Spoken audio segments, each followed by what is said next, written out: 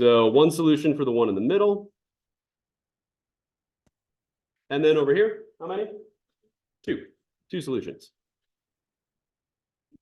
Question, can there ever be more than two solutions with a line and a parabola? No, there's no way that you could have three. That's not going to work. So these are our options for solutions today, either none, one, or two. So what we're going to do is, first thing is we're going to graph a system here.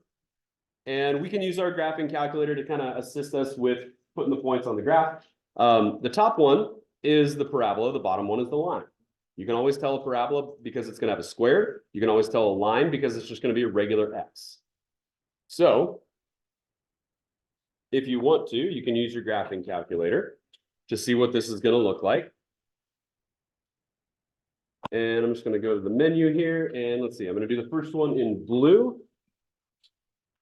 So parabola in blue, line in red. So this one is going to be 3x squared. This one will be 3x minus 2. I'm going to go ahead and graph both of them.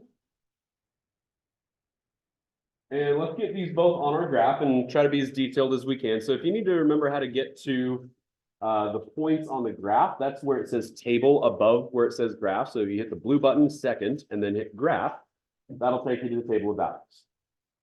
So the parabola, I'm going to go up here and get some negatives in here as well. The parabola has a vertex at 0, 0, so that's right in the middle of the graph. And if we go to -1, we're going to go up to 3, 1, 2, 3.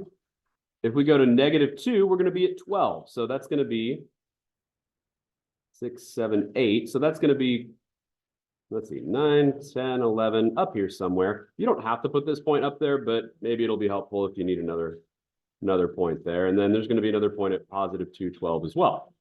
So we can go ahead and draw those in, get our parabola on our graph.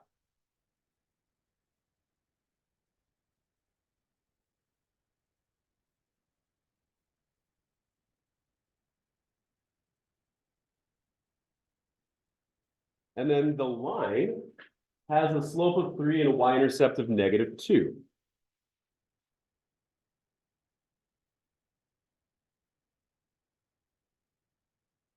And you can either use your calculator to figure out those points, or you can just use the slope on the paper from the y-intercept and do it completely by hand. Either way is fine. But all we're trying to figure out here, once we actually see what this graph looks like, the only thing we're determining is the number of real solutions. So what are we going to say for this? No real solution, yeah, or no solution. Let's include the word real. No, I'm going to put that up here as well on our chart. No real solution. So here we go. No real solution. There we go. So if you're looking to figure out how many solutions there are, you don't actually need to find out the exact values. You just need to say how many answers there are. It's kind of like evaluating the discriminant. How many points of intersection with the x-axis are there going to be if it's a single parabola? Same types of questions here when we're talking about a parabola intersecting with a line, or not in this case. Any questions on that? That's our first example. Cool. Flip it over. All right, now we're going to start solving. This time we're going to be figuring out where the points of intersection are. And we're going to solve the systems by using substitution. So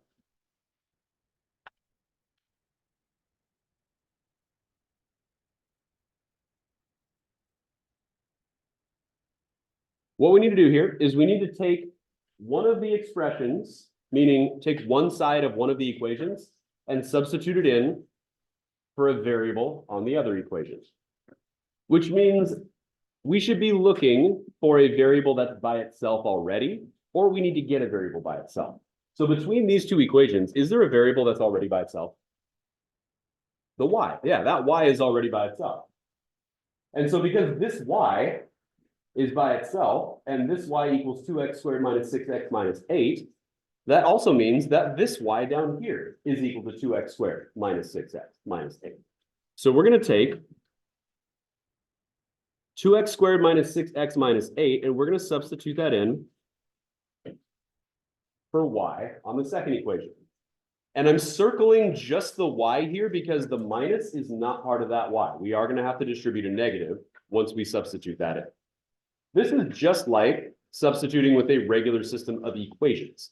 The main difference is going to be, we're going to get more than one answer for x probably because we have a quadratic. And so we're going to figure out two different points of intersection, maybe, as opposed to just one. And it might be zero, but you know, a lot of times we're going to get two answers. So let's see what happens. So you're going to rewrite the second equation, but you're going to replace y with what y is equal to from the first one, which is 2x squared minus 6x minus 8. So we're going to say 2x minus, and then in parentheses, we're going to put the value of y, which is 2x squared minus 6x minus 8. And then if we're rewriting the second equation, what is that second equation equal to? 16. Good. Any questions about that first step? We're just doing a direct swap from the first equation to the second equation because we have a variable by itself. And it works just the same. If an x was by itself, we would have substituted in for x. It doesn't matter which variable is by itself. What matters is that we have a variable by itself. All right, distribute the negative. So 2x minus 2x squared plus 6x plus 8 equals 16. Now we have to solve the quadratic. So we need to combine like terms, get everything equal to 0, and then solve for x. So that's going to be negative 2x squared plus 8x. And then I'm going to write minus 8 equals 0. I'm just going to do a few things at the same time here. I'm going to move the squared term to the front, which was a negative 2x squared. Combine 2x and 6x, which is 8x. And take away 16 from both sides. If you take away 16 from 8, you get negative. So a few things happen between this line and that line. You are welcome to combine steps to make these processes shorter. If you need to do each one individually, I'm fine with that. But if you feel comfortable combining steps like this right here, please do that. I'm going to do one more thing because I've mentioned this a few times. I like having a positive number up front, but because we have a common factor, I'm just going to divide out the common factor from all three of these. If we didn't have a common factor, what I would have done is I would have multiplied everything by -1 on both sides, which this would have stayed 0, and that would have been positive, negative, positive. But because 2, 8, and 8 have a common factor, I'm just going to divide out -2 from all three of these. So that's going to give -2 times x squared minus 4x plus 4 equals 0. But by the way, you do not have to do what I just did. If you want to stop here and go directly to the quadratic formula, you are welcome to do that. But as I look at this, I know that if I factor out a -2, this will become factorable. So that's why I'm continuing this way, because if I can factor, I like to factor because it's a little bit quicker for me than using the quadratic formula. If you prefer using the quadratic formula from here, do that. It's up to you at that point. So once you get to this step here, you choose your method for solving for x, whether that's factoring or completing the square, which I doubt anybody will pick, or the quadratic formula. Usually it comes down to factoring or quadratic formula. So two numbers that multiply to +4 and add -4 would be the same number. It'd be -2 and -2. So that's going to be -2 times x minus 2 times x minus 2 equals 0. So we don't actually end up with two values of x. We only end up with one value of x because that's the same binomial, same set of parentheses. So what does x equal? 2, yeah. So we just need to take one of these and set it equal to 0. So we're going to say x minus 2 equals 0, which means that x is equal to 2.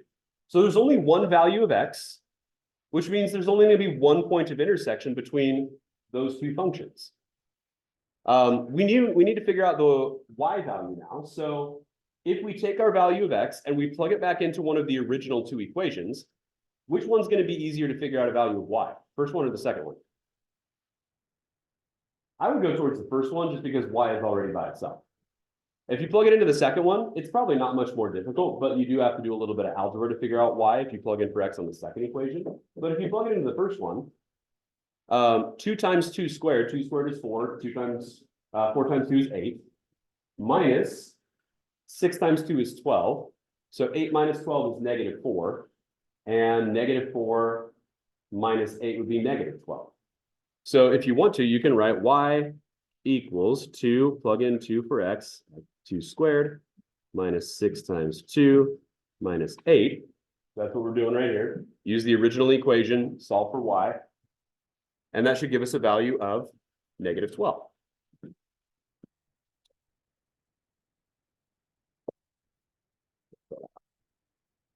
All right. So using substitution here, y equals negative 12. So the point of intersection would be the coordinate 2, negative 12. That's our answer.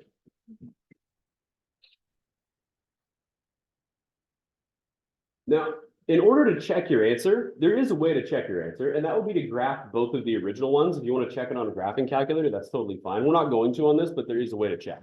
So if you go to your original two equations, you can just straight up graph that one because the y is already by itself. In order to graph the line, though, you need to get y by itself. And if you get y by itself, you get y equals 2x minus 16. And if you graph y equals 2x minus 16 and you graph that, you will see that those two parabola and that line intersect at a single point, and that point is 2, negative 12. All right. I want you to try B on your own. There might be two answers to this one. If you get two values of x, by the way, if you end up with two values of x, you need to plug each of them in separately back into the original equation to get two different values of y. So I'm going to try B. Take about 3 or 4 minutes on that. Use the substitution method just like we did. If it factors, great. If it doesn't factor or you don't want to use factoring, just use the quadratic formula to solve for x and then plug in, solve for y. So take a few minutes on that.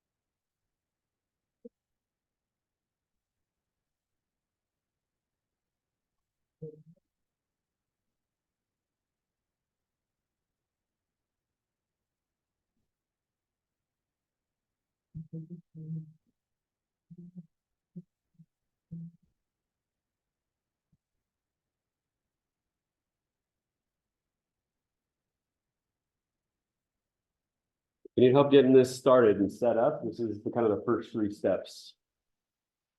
To substitute and then get your quadratic equal to 0, and then from there you need to solve for x. Once you get to this step, though, you have the choice if you want to try factoring or if you just want to go straight to the quadratic formula. Totally up to you. Okay. What's that? It is factorable, yes. You have to use the slip and slide method to factor it, but it is factorable. So if you'd rather use quadratic, that's fine. What's that? You're right, it would be minus 6. Sorry, yeah. I added 2. We need a subtractor. You're right. Minus 6. Is that what you're going to say, Julie? No. I think they might make an announcement. We got 4 minutes. Okay. Well, in 4 minutes then. Okay. So yeah, sorry. This should be minus 6. I accidentally added 2 to both sides instead of subtracting. So minus. You're right. Which means that you won't need to use slip and slide to factor it. Yeah.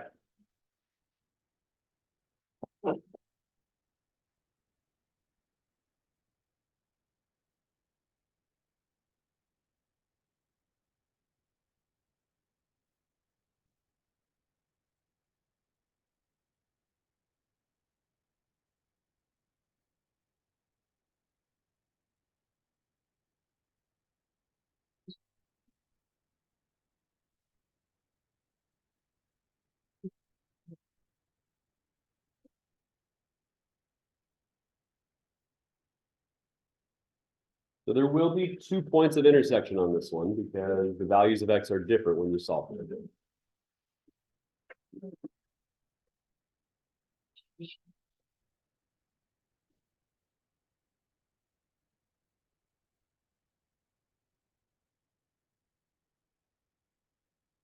Two different values of x. Yeah. So you're going to plug in -2 into the original value of x here and solve for y. Then you're going to go back and plug in 1 for x and solve for y. So two completely separate values that you're going to get.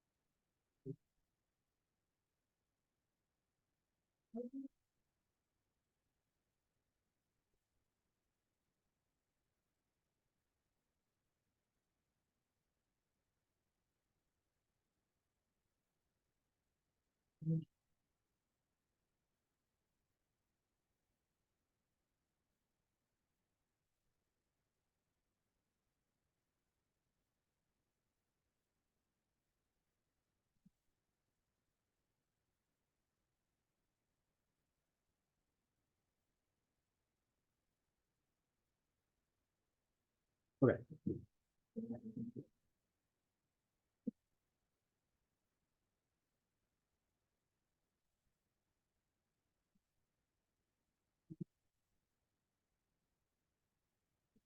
I think the book is wrong because these should be -10 and +2, right?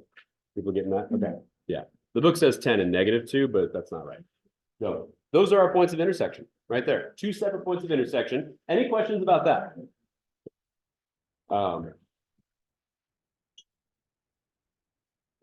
Anybody else? So those are, that's how we can solve quadratic, intersection of a quadratic and a line. Solve for x, plug in for x, solve for y. Honestly, it's not a whole lot different than what you did solving systems of equations back in Algebra 1. It just includes solving a quadratic first and then plugging it. So that's what we got there. All right, let's keep going. We've got 20 more minutes, so we do have plenty of time. That's good. All right. So applying a linear quadratic system. Does anybody need more time with part B or any questions on part B before we continue? Substitute, set equal to 0, solve for x, plug in for x, solve for y. All right. So here we go. Revenue for the high school band concert is given by the function y equals -30x squared plus 250x, where x is the ticket price in dollars. So basically, you're selling a number of tickets X and you're earning an amount of money Y. The cost of the concert is given by the function y equals 490 minus 30x. At what ticket price will the band make enough revenue to cover their costs? So, question for you. If we got revenue here and the cost of the concert here, revenue is usually positive money that is earned, right? Cost is usually money that you're spending. So that can be considered as like negative value. So when does the negative value and the positive value meet?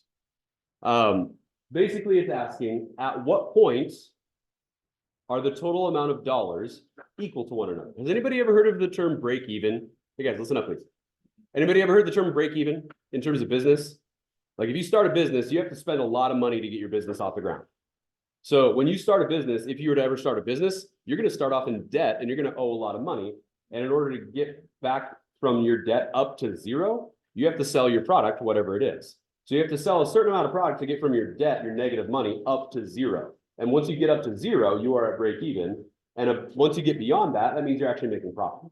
So what we're looking for is a break even point here.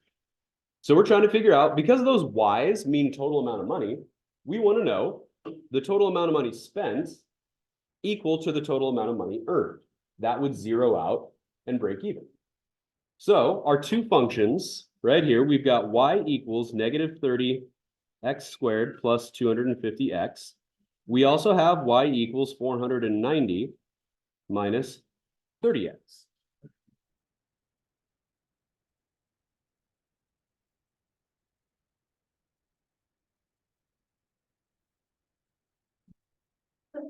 I saw it. Go and throw it away. All right. So when those two costs are equal is when the revenue will equal the cost. We're just taking this and setting it equal to that. And it's a substitution problem. It's just like we did before. So we can take this value here and substitute it in for y right there. It's the same idea as what we did on A and B previously. So if we do that, I'm just going to go ahead and write it over here. We're going to get 400 and actually I'm going to put the negative 30x squared. I'll do the quadratic on the left. Negative 30x squared plus 250x equals 490 minus 30x. And all we have to do is the exact same thing that we did before. But we are going to have to take into consideration maybe one or two things. So let's keep working through this. Let's get everything equal to 0 because it's a quadratic. To solve a quadratic, the whole thing needs to be equal to 0. So let's add 30x to both sides. So that'll be negative 30x squared. 250 plus 30 would be plus 280x. And then subtract the 490, so that'll be minus 490 equals 0.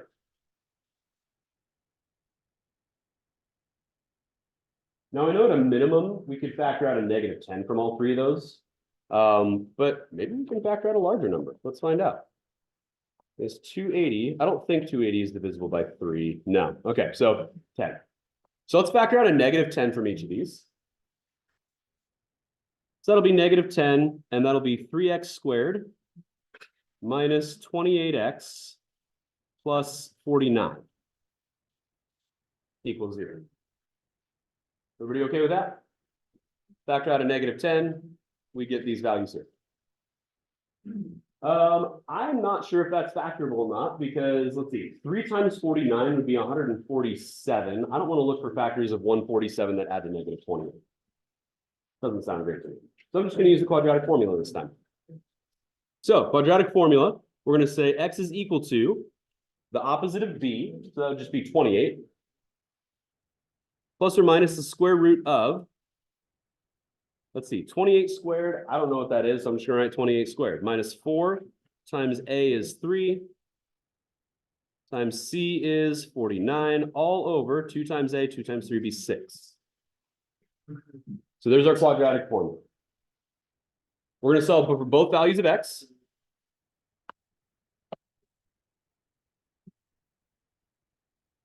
So if we plug it, by the way, what does x stand for? Let's talk about that real quick before we solve these. But what does it represent in this problem? It tells us in the paragraph up top. What does x represent? The ticket price. Okay. So if we get a positive and a negative number here, only one of those values makes sense because x is a ticket price. You are not getting paid to go to the show. You are paying to go to the show. So if we get a negative number, we don't need to consider it. We're going to use the positive value if there happens to be a positive and a negative. So here we go. 28 plus the square root of 28 squared minus 4 times 3 times 49, all divided by 6, and that equals 7. So one of our values of x is 7.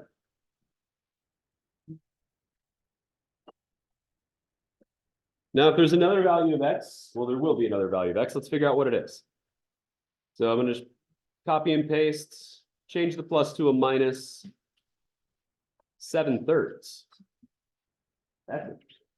So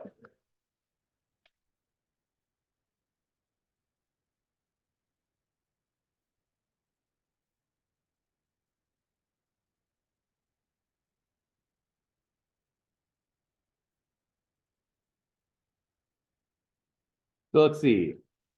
X is the ticket price. So 7/3, what does that divide to? What's 7 divided by 3? 233, right? Okay. So, or x equals 2.33. What this means is that there's a range of values. of ticket prices where those two things would be, where the revenue and the cost would be equal. So ticket prices, any ticket price between $2.33 and $7 would allow us to cover their costs. Because here's the thing, it doesn't say at what price will it be exactly the amount to cover their cost. It says at what price will the band make enough revenue in order to cover their costs, which means they could make more. So it could go over that amount. So every value of ticket between $2.33 and $7 means they will at least cover their costs and maybe make some profit. So we're going to say ticket prices. So prices between $2.33 and $7. So $2.33 and $7. They'll make at least enough money to cover their costs, potentially more.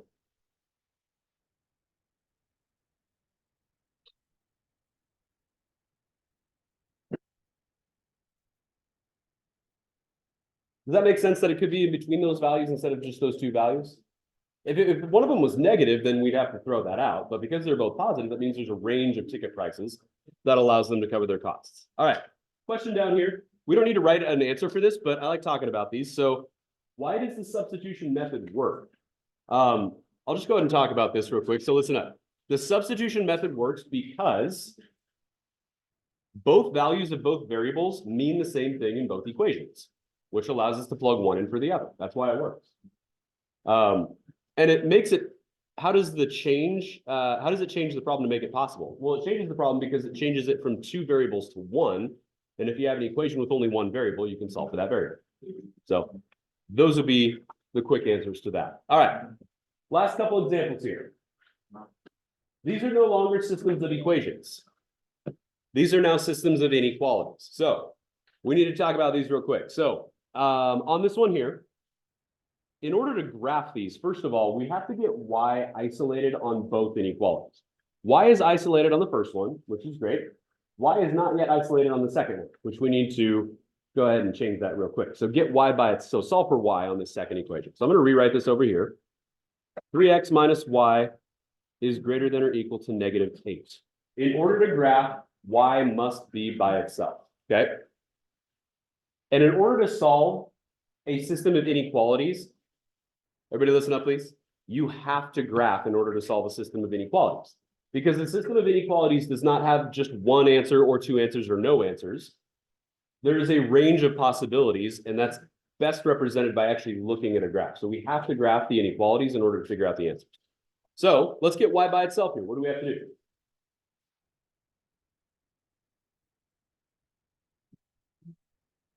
What's that? What has to happen to get y by itself? Yeah, move the 3x over. So subtract 3x. So that'll be negative y is greater than or equal to -3x minus 8. And then divide by -1. Quick question for you. Probably been a while since you've done something like this. If you multiply or divide both sides of an inequality by a negative number, what has to happen? The sign needs to flip around, face the other direction. So because we're dividing by a -1 or multiplying by a -1, either way, we have to flip around the direction of the sign. So that's going to be y is less than or equal to 3x plus 8. You have to flip the sign. So let's see. I'm just going to go ahead and put an arrow here. Flip the inequality when multiply or divide by a negative. That is a must. Otherwise, it's not going to work properly. All right. The other thing we need to talk about here is when we put these on the graph, because it's an inequality, we need to talk about the difference between a solid line and a dotted line. And we also need to talk about shading above or below. So since we just figured out this one here, does anybody remember if this is going to be a solid or a dotted line when we graph this? So if the or equal to is there, it's going to be solid. So solid line. And then less than, are we going to shade above or below? Would less than indicate up or down? Down. So we're going to shade below. Solid line, shade below. Which means so that's for our line. For the parabola, because it's just greater than, it does not have the or equal to underneath it. This is going to be a dotted line. And where are we going to shade? Above or below this? For the top one. Greater than would be above. So shade above.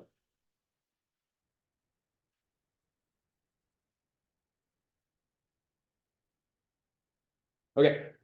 Now we're going to go ahead and graph both of these. We can use our graphing calculator and just graph the equations for each of them in order to get the points to put these on our graph. So let's go and do that real quick. So we're going to say x squared plus 6x minus 12, and we're going to have 3x plus 8. Doesn't matter which one is which, but here they are.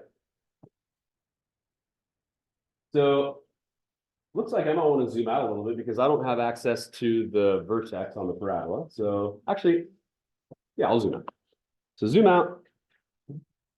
And I'm going to zoom out kind of around the middle of the graph, so about here. There we go. All right, so we're going to figure out where the vertex is.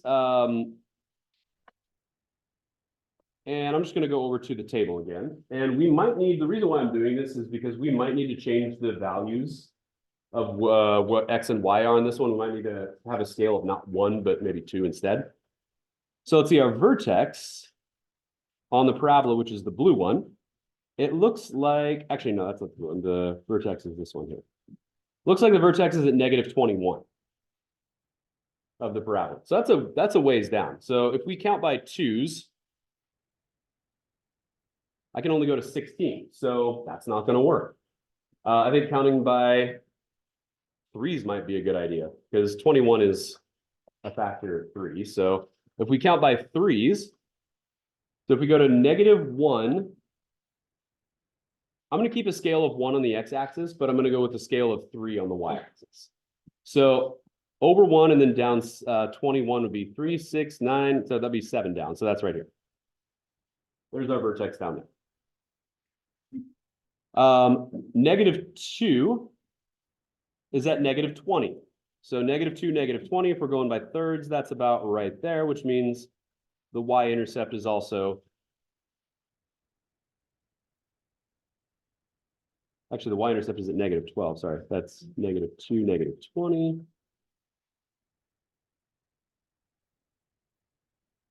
4 is at -20. Oh, sorry, I was looking at the wrong value.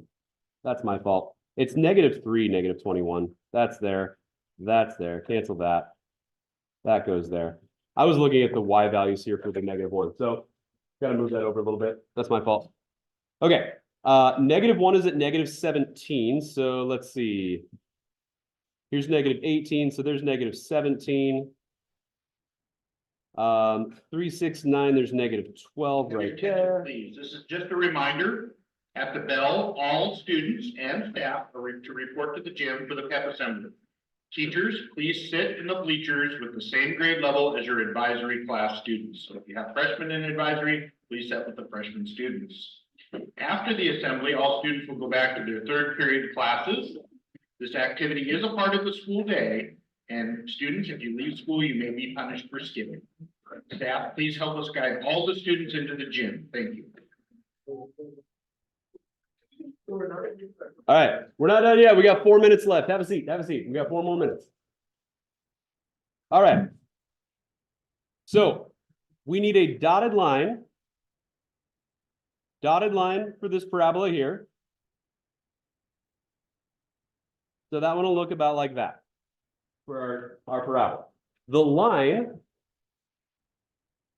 is, let's see, 3x plus 8. So if we go up to 8, let's see, there's 3, 6, 8's about right here.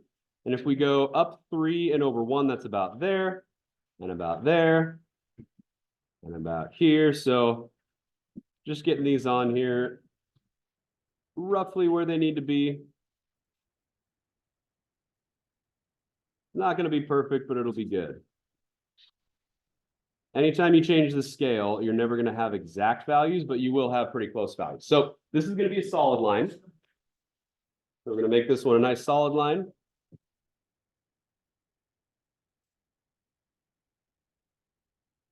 All right, now in terms of the shading, here we go.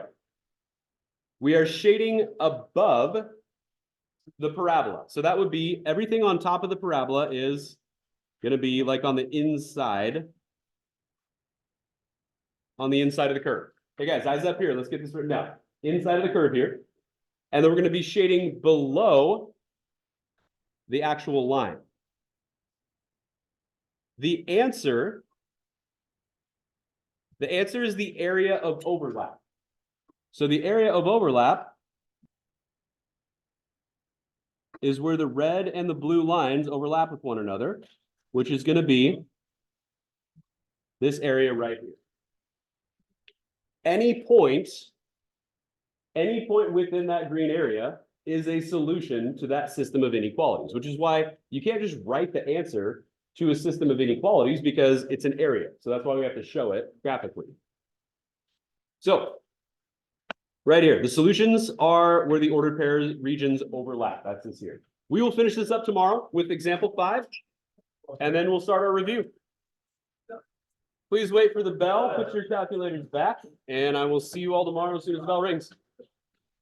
Heading to the gym when the bell rings.